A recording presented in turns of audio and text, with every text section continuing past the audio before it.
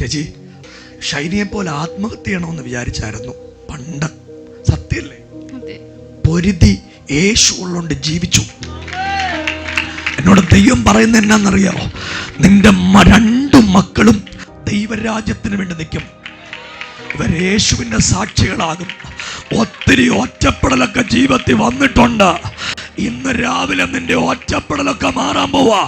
നീ യേശുവിൻ്റെ ആളായിട്ട് മാറാൻ പോവാ. ഒന്ന് കൈയടിച്ചോ, യേശു ഈ മോളെ പിടിച്ചോ. അവിടെ മേലെ ശക്തി വ്യാപരിക്കുക. അവിടെ അഭിഷക്തയായി മാറാൻ പോവാ.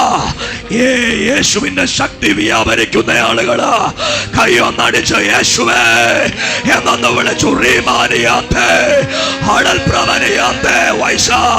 നീ ദൈവത്തിൻ സാക്ഷിയായി ദൈവത്തിന്റെ രാജ്യത്തിന് വേണ്ടി ശക്തിയോടെ നിൽക്കത്തക്ക പോലെ യേശുവിന്റെ മഹത്വം വ്യാപരിക്കുക.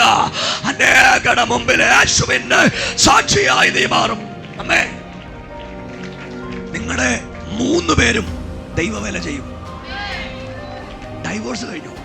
എത്ര വർഷമായി? 20 വർഷമായി. ഈ പിള്ളേർക്ക് എത്ര വയസ്സുണ്ടായിരുന്നു? ഒത്തിരി ചെറുതാ. ജീവിക്കാൻ പെടാപ്പാട് കിട്ടും, അല്ലയോ?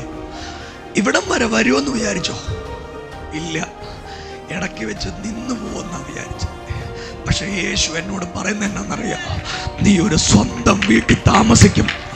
നിന്റെ 2 പിള്ളേരും അനുഗ്രഹിക്കപ്പെടും. നിന്റെ കുഞ്ഞുങ്ങൾ 2 പേരുമേ. എടി മോളെ, നീ യേശുവിന്റെ പുസ്തകം എടുക്കും. നീ യേശുവിന്റെ ആളാവും. ദാണ്ട് ഈ 2 പിള്ളേരും എലോഹിം കൂട്ടുണ്ട്. ആരുമില്ലെങ്കിലും ഞങ്ങൾ കൂട്ടുണ്ട്. പെന്തിക്കോസുകാരും ഒക്കെ നമ്മളെ വെറുത്തു, ഇല്ലയോ? അവരും അപവാദമൊക്കെ പറഞ്ഞില്ലയോ? സത്യം. സാരമില്ല, ഞങ്ങൾ കൂടെ ഉണ്ട്. യേശു ഉണ്ട് കൂടെ. ഒന്ന് കൈയടിച്ചൊന്ന് വിളിക്കാൻ പറ്റുമെങ്കിൽ ഒന്ന് വിളിച്ച ആ നാമത്തെ ഇന്ന് രാവിലെ ആ നാമത്തിന്റെ ശക്തിനകത്ത് വ്യാപരിക്കുന്നുണ്ട്. എന്നാ ഞാൻ ഈ രാവിലെ വിളിച്ചു പറയുന്നത്, യേശുവിന്റെ ശക്തിയും സാന്നിധ്യവും കൃപയും ഒക്കെ വ്യാപരിച്ചിറങ്ങി വരിക.